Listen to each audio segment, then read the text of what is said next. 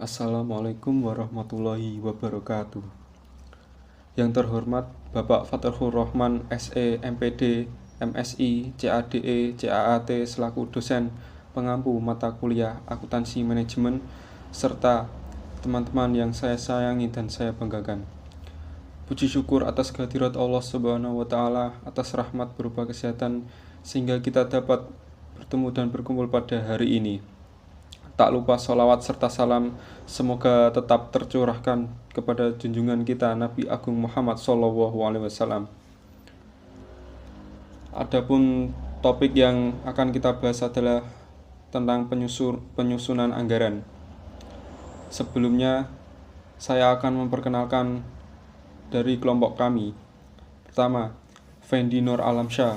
Kedua, Muhammad Agung Izulhaq. Ketiga, Raditya Rafli. Sebelum ke materi, alangkah baiknya kita membaca Bismillah.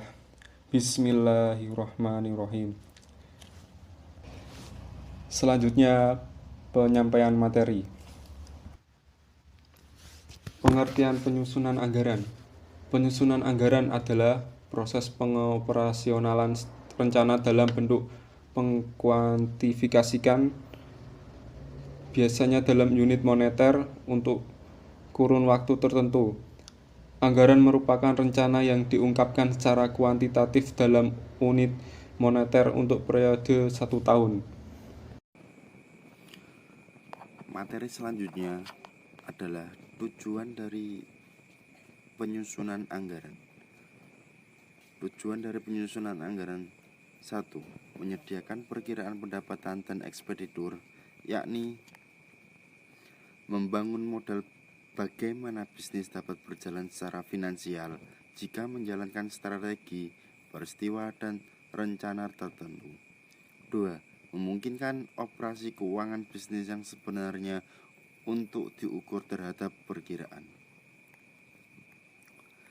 Manfaat dari penyusunan anggaran. 1. Usaha yang dilakukan oleh perusahaan akan berjalan mulus dan berhasil karena ditunjang dengan kebijakan yang relevan serta perencanaan keuangan yang matang. 2. Membantu dan memudahkan manajer dalam mengelola dan melaksanakan setiap kegiatan perusahaan. Karakteristik anggaran. Ada 7 karakteristik anggaran. Yang pertama, yaitu anggaran mengestimasikan potensi laba dari unit bisnis tersebut. Yang kedua, dinyatakan dalam istilah moneter, walaupun jumlah moneter mungkin didukung dengan jumlah non-moneter.